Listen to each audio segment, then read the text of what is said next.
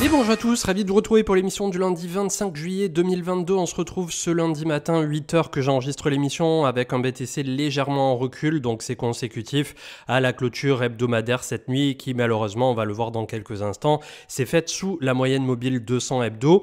Donc on est à 21 900 ce matin en recul de 3% 50. Ethereum qui était au-dessus de 1600 hier soir et à moins 4,75 à 1520 ce matin. Ensuite on a des contre-performances comme ça qui vont du moins 2, moins 3, moins 4, moins 5, moins 6, notamment du côté de Avalanche à 22,43$ ce matin, 11e place. Mais on conserve malgré tout un peu cette dynamique qu'on avait depuis une semaine, un mois sur l'intégralité du top altcoin. La question c'est, avec une semaine qui s'annonce extrêmement mouvementée, avec notamment les chiffres de l'inflation dans 2 jours, le 27 juillet, donc ça sera mercredi.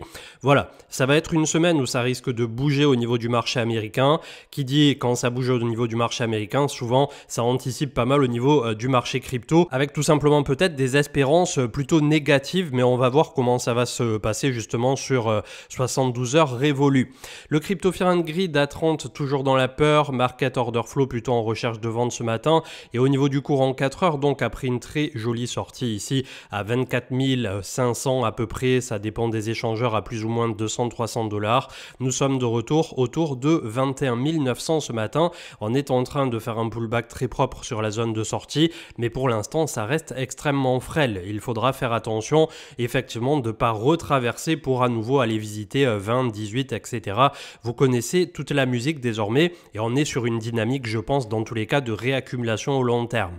Je voulais faire le point avec vous aujourd'hui aussi sur le minage et on va passer aussi sur Coin Fair Value pour faire un peu le point au niveau du coût énergétique et de ce qui se passe du côté des mineurs. Donc on voit que quand bien même on a eu une très belle phase de capitulation au niveau du marché crypto, le hash rate du BTC n'a pas tant baissé que ça en proportion quand on regarde sur un an.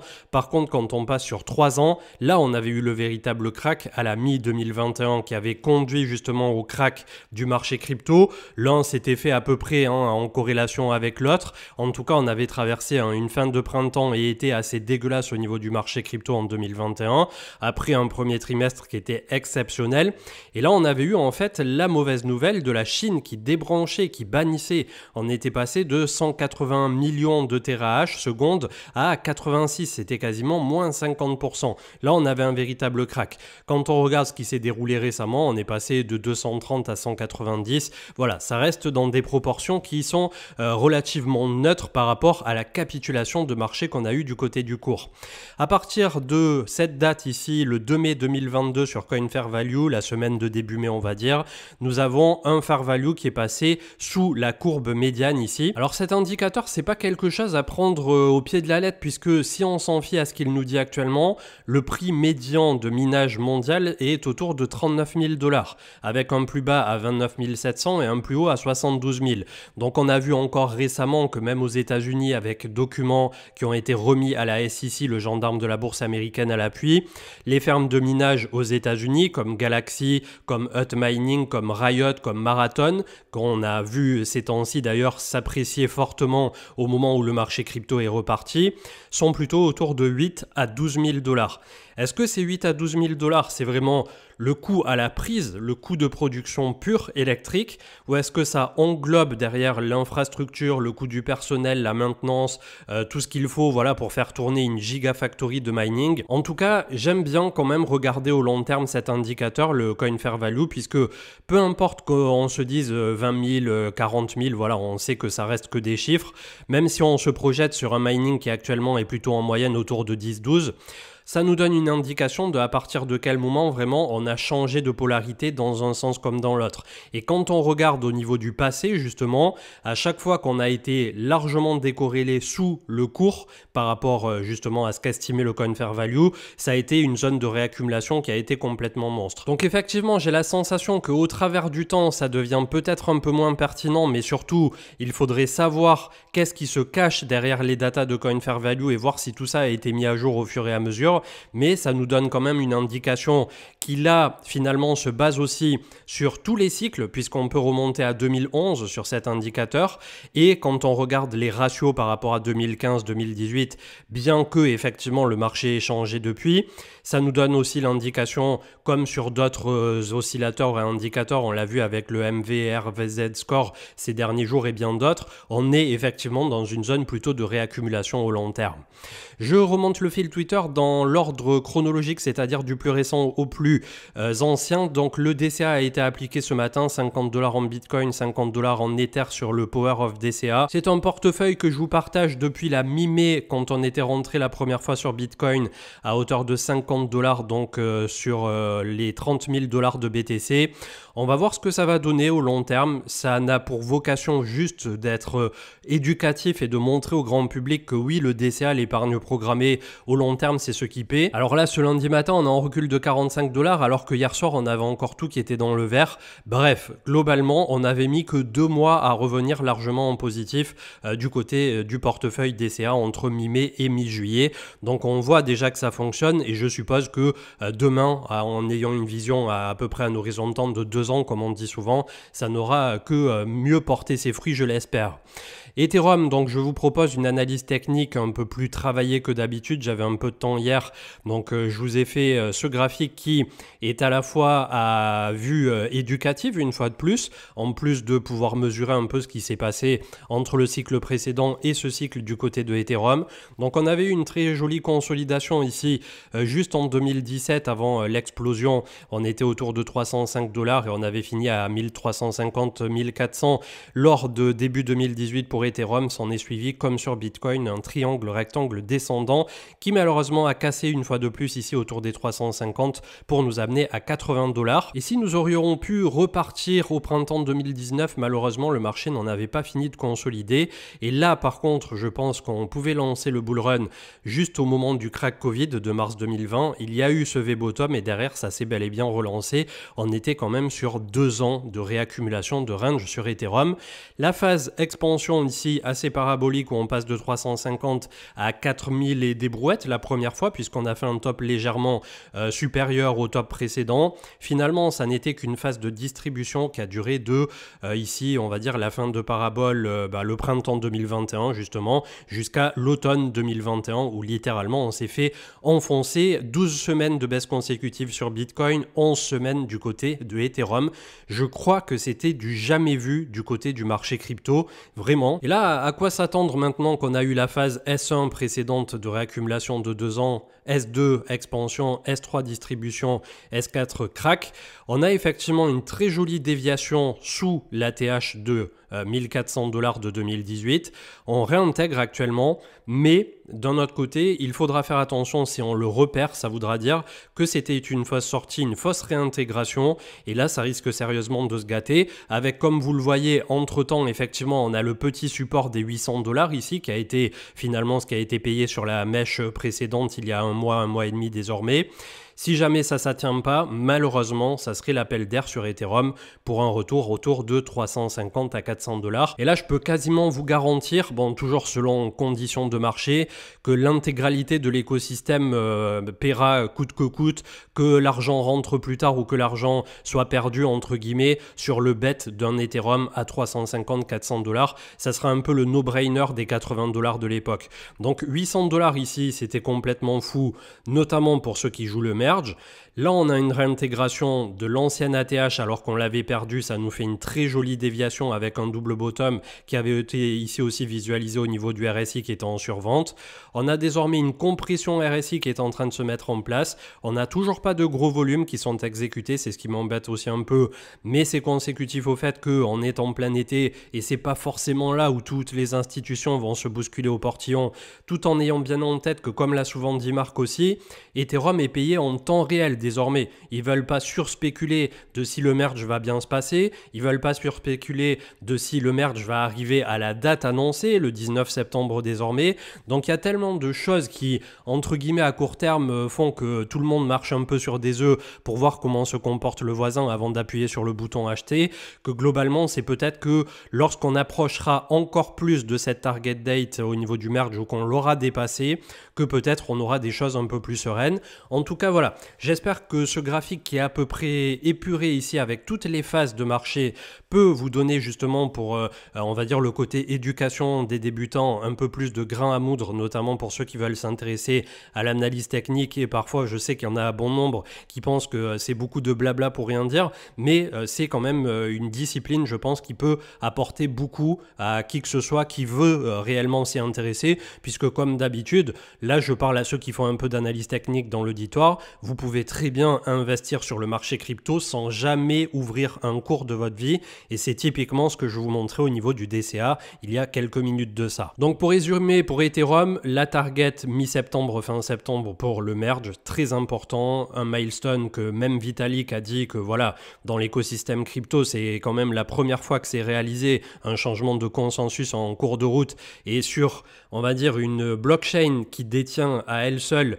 90% du reste de l'écosystème des altcoins en ERC20 et bien d'autres. Donc c'est vrai que voilà, à titre de crypto convaincu, passionné et tout ce qu'on pourrait qualifier les personnes qui sont impliquées corps et âme dans l'écosystème, c'est une situation assez inédite qui est vachement excitante, je pense, et qui, j'espère, se passera bien et qu'on se retrouvera plutôt justement au-dessus des 1004 que de retour à 350$. Après, si effectivement là c'était la fausse sortie finale, que Bitcoin venait à sortir lui aussi par le bas par la suite et qu'on retrouve une rephase de capitulation à l'automne fin d'année 2022 où on aura un BTC à 12, 13, 14 comme certains l'appelaient et un Ether autour de 350, 400, là ça sera un peu quasi les yeux fermés, j'ai envie de dire. Et comme d'habitude, voilà, ça ne reste que de la physionomie de marché. Je suis pas là pour raconter ni des bêtises ni faire du Nostradamus, j'essaie de vous dérouler un peu la scène de lecture au mieux que je peux au quotidien. Donc pour moi, c'est plutôt encourageant.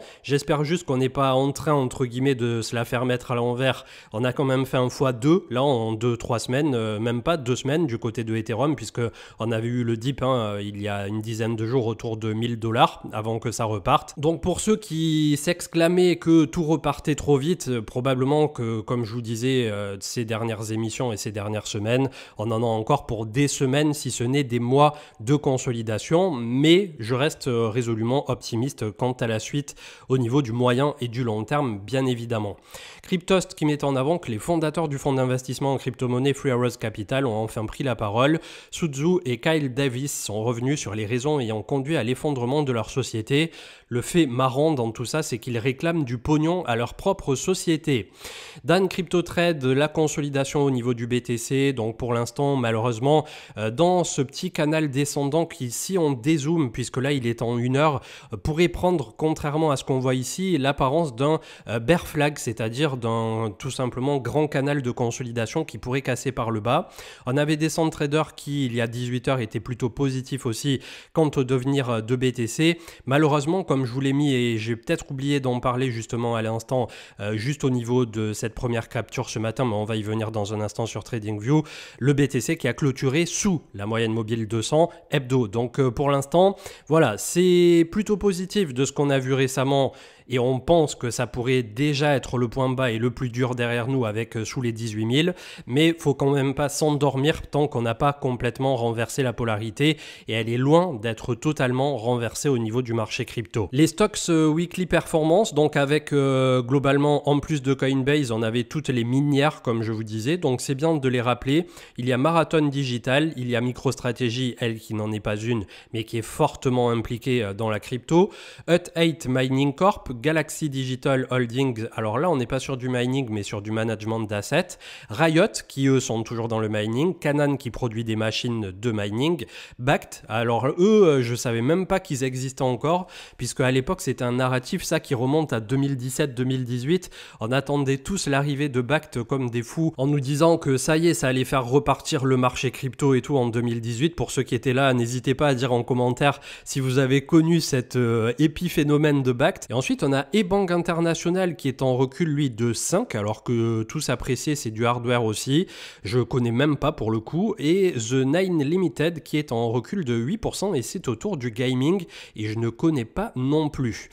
La vision sur Ethereum pour les prochaines années ainsi que toutes les mises à jour prévues par la gigantesque roadmap, ça a été notamment discuté par Vitalik Buterin au cours de l'ETHCC5 qui s'est tenu la semaine dernière. Donc c'était le groupe Decentra sur Telegram qui mettait ça en avant et comment Ethereum pourra atteindre à terme 100 000 transactions par seconde et ce sur les 5 étapes majeures de cette roadmap. Donc en premier le merge à l'automne 2022, là maintenant c'est dans 2 mois avec la transition vers le proof of stake, on passe du minage comme sur Bitcoin où il fallait faire des calculs avec sa machine vers tout simplement une preuve de consensus où il suffit de posséder pour devenir validateur, ce qui aura pour résolution aussi de baisser drastiquement la consommation d'énergie qui sera réduite de 99%. Ethereum va devenir à ce passage probablement déflationniste puisque depuis le IP 1559, il va avoir tendance à brûler de plus en plus d'Ethereum au moment de ces transactions. La fusion est prévue comme vous le savez le 19 septembre. Nous aurons ensuite la deuxième implémentation, le Surge. Il s'agit de la technologie de sharding pour Ethereum et ça je suis plutôt content qu'ils le mettent en seconde étape puisque je pensais que ça serait quelque chose qui arriverait un peu en bout de chaîne. Et finalement quand on voit que déjà des technologies comme Elrond, je sais pas aussi, je suis pas suffisamment calé sur les subnets de Avalanche de si ça permet justement ce genre de équivalent de sharding, mais en gros on a déjà des blockchains qui le font et qui le font très bien. Et là pour Ethereum, finalement ça a l'air d'être l'étape juste après le merge, de pouvoir diviser l'ensemble du réseau en plus petites sections qui sont appelées des fragments, des shards, cela ayant pour but d'augmenter considérablement l'évolutivité du réseau, mais surtout la scalabilité dont on parle souvent et dont pour l'instant on pallie en utilisant des layers 2 voire des layers 3, à la fois pour les coûts et à la fois pour justement ces transactions qui malheureusement sur Ethereum Layer 1, je veux pas vous dire de bêtises, mais aujourd'hui on doit être entre 15 et 25 transactions par seconde, enfin c'est microscopique. NIR Protocol donc qui fonctionne déjà selon ce débit et qui va jusqu'à un maximum de 100 000 transactions, mais comme je vous disais je crois que c'est aussi le cas de Elrond. Il y aura The Verge niveau 3, donc là aussi j'ai vu pas mal de personnes qui se sont exclamées ah ah ah The Verge sur Twitter. Je vous invite à regarder, à aller Google traduction The Verge anglais-français, vous verrez que ça n'a strictement rien à voir pour les pauvres un peu plafonnés du cerveau. Donc ça sera pas Merkle Trees mais Verkle Trees, une mise à jour qui sera très importante de la fonction de hachage existante. Ces mises à jour techniques permettront aux utilisateurs d'être des validateurs du réseau sans avoir à stocker de grandes quantités de données sur leur ordinateur. Cela aidera Ethereum là aussi à devenir plus évolutif et moins lourd. On aura la purge juste ensuite, alors ça je pense que 3 et 4 ça ira très vite, réduire la quantité d'espace dont les validateurs ont besoin sur le disque dur, une tentative de simplifier le protocole Ethereum en layer 1 au fil du temps et de ne pas obliger les nodes à stocker tout l'historique de la blockchain. Ça optimise le stockage et ça réduit à son tour la surcharge du réseau mais aussi la consommation. On finit avec The Splurge. Alors là aussi c'est des noms que Vitalik a balancé un peu comme ça, probablement que ça peut changer encore 36 fois de nom en cours de route, mais globalement c'est une série d'améliorations à la fin pour viser à améliorer le réseau qui aura lieu après les 4 mises à jour suscitées. Et Vitalik aurait déclaré toujours selon ses dires que la différence entre Bitcoin et Ethereum c'est qu'à ce jour les Bitcoiners pensent que Bitcoin est achevé à 80%. Et c'est pas péjoratif du tout de le dire, ça veut dire qu'il leur manque moins pour arriver au stade suprême de ce que peut devenir Bitcoin à ce jour. Les supporters d'Ethereum, eux, considèrent qu'Ethereum est achevé à 40% et Vitalik lui-même a estimé l'avancée de la giga roadmap. Il publie souvent une mise à jour avec un diagramme qui est gigantesque et avec l'avancée de chaque sous-chapitre à hauteur de 55% pour sa part. Donc effectivement, on en a encore pour quelques années du côté de la seconde blockchain du marché.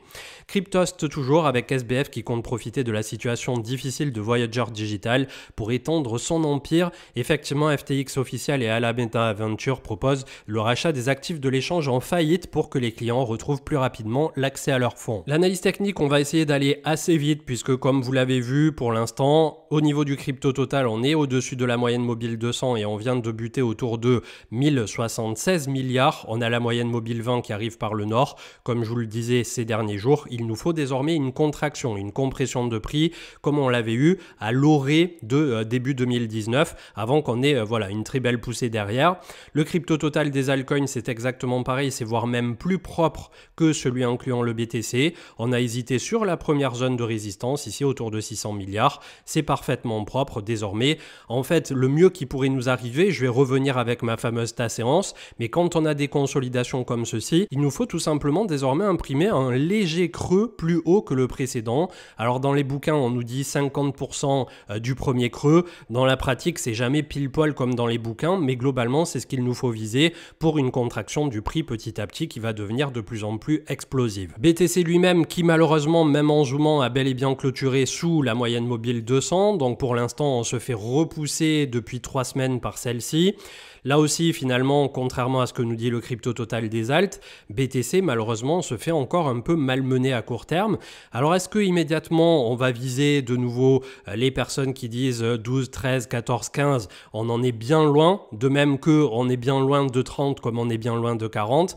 Mais globalement, ici, comme je viens de vous le dire, il nous faut absolument une contraction de prix avec un point bas qui serait moins bas que le précédent et ainsi de suite. Vous connaissez la musique.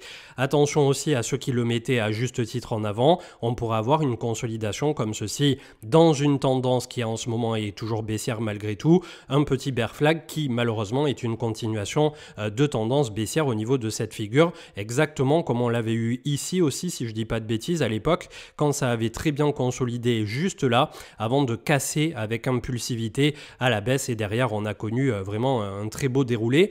Donc l'analyse technique fonctionne, il fonctionne excessivement bien sur le marché crypto. C'est juste que la plupart du temps, quand c'est en train de se dérouler sous nos yeux, d'un point de vue des analystes, on est toujours un peu en mode c'est trop parfait pour être vrai certaines figures et ça ne pourra pas se passer. Et c'est aussi pour ça que ici à l'époque, je ne sais pas si vous vous en souvenez, j'avais parlé pendant longtemps d'une séance et on avait quelque chose d'assez parfait qui s'était mis en place, voire par la suite une encore plus grande comme ceci avant que ça se casse la gueule. Et c'est vrai que tant qu'elle n'était pas totalement réalisée, je crois avoir dit une ou deux fois que c'était un peu trop beau pour être vrai et finalement derrière, malheureusement c'était le fameux rounding bottom et ça s'est transformé en phase de distribution absolue avec finalement le vrai top qui pour moi était au cours du début du printemps 2021 et clairement pas celui qui était manipulé autour de l'automne 2021 pour servir tout simplement de liquidité d'exit. Donc c'est vrai qu'il y a beaucoup de personnes souvent qui prennent l'analyse technique pour de la prédiction, pour du Nostradamus ou du parion sport en te disant ah là t'avais eu raison, ah là t'as eu tort. Globalement, c'est pour essayer aussi de se renforcer sur, on va dire, une action de prix à un moment donné, tout en ayant en tête systématiquement le fondamental, puisque je ne fais absolument quasiment jamais de l'analyse technique sans le fondamental qu'il va derrière. Donc globalement, ça peut nous donner des indications, comme parfois nous induire en erreur, mais je trouve quand même que c'est une discipline qui est plutôt intéressante à observer, et il y en a qui sont effectivement infiniment plus calés que moi sur le domaine, et qui appliquent des stratégies qui sont beaucoup plus développées. J'essaie au quotidien justement d'avoir la vision en hebdomadaire, ce qui permet de se projeter sur du long terme, pas faire du 1 heure, du 4 heures à regarder sans arrêt si ça a bougé de 1 ou 2%, et deuxièmement de faire le plus clair et le plus propre possible pour que ça parle à la fois à ceux qui connaissent l'analyse technique et qui probablement me trouveront trop faible entre guillemets au niveau de mon approche, à ceux qui débutent totalement et qui au bout de quelques semaines, même si au début ça peut vous paraître un peu barbare, petit à petit comprendront comment ça fonctionne. Ethereum pour sa part 1526, alors lui par contre c'est beaucoup plus propre que sur Bitcoin puisque on est repassé au-dessus des 1400, 1350. Donc désormais ce que je veux voir pour Ether c'est tout simplement de rester au-dessus de 1350, 1400. Si on se renfonce on peut revenir taguer la moyenne mobile 200 autour de 1250, mais je ne veux absolument pas faire un point bas où on retourne malheureusement visiter la liquidité ici entre 1000 et 800, sinon malheureusement comme vous l'avez vu on a un creux au volume profile ici autour de 650 $. Et ensuite c'est retour à 350-400. Après 350-400 dans le marché tendu tel qu'il l'est aujourd'hui, Franchement, ça serait complètement aberrant, mais j'ai envie de dire, pourquoi pas, c'est un méga drama du côté du marché américain. Et on aura un peu plus de data justement dans les 72 prochaines heures, comme je vous disais, et ce en début d'émission. La Bitcoin dominance qui continue de lâcher du lest très doucement, ça baisse, voilà, petit pourcent après petit pourcent, 42,35 ce matin. On jette un petit coup d'œil du côté du dollar qui ce lundi matin reprend un peu à 106,78. Le DXY donc qui, pour rappel, le dollar contre un panier de 6 devises, dont l'euro qui est majoritaire dans ce panier de devises. En clôture avec le BLX, je ne passe pas plus d'alt que ça jusqu'à mercredi, jusqu'à cette échéance justement des chiffres de l'inflation, le FOMC aux États-Unis, ça va être très important, c'est la date de cette semaine. On continue aussi d'avoir des résultats au niveau des entreprises US, donc attention, ça va tanguer cette semaine de fin juillet. Dans tous les cas, ici pour Bitcoin, nous nous sommes fait une énième fois repousser par la moyenne mobile 200, donc on est dans une contraction qui est plutôt salutaire, une réaccumulation qui peut permettre d'être à peu près serein pour ceux qui se damnaient tout simplement de se dire ça y est c'est reparti, je vais pas pouvoir réaccumuler. On est encore très très loin d'une quelconque reprise.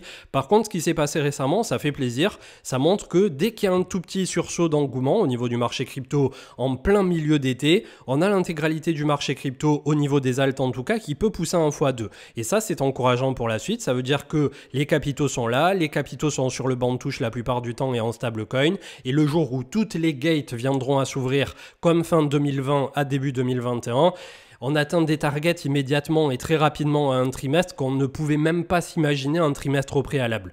Donc ça mettra du temps, peut-être qu'on mettra que 3 mois supplémentaires à consolider, peut-être qu'on mettra 2 ans comme on l'a vu sur Ethereum en 2018-2019.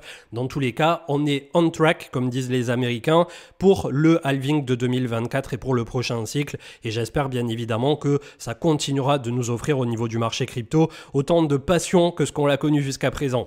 Je vous souhaite un très bon début de semaine et pour ma part, je vous retrouve ce soir en duo avec Marc puisque Manu ne sera pas là et comme d'habitude demain ou maximum mercredi du côté de YouTube. Très bonne journée. Ciao ciao.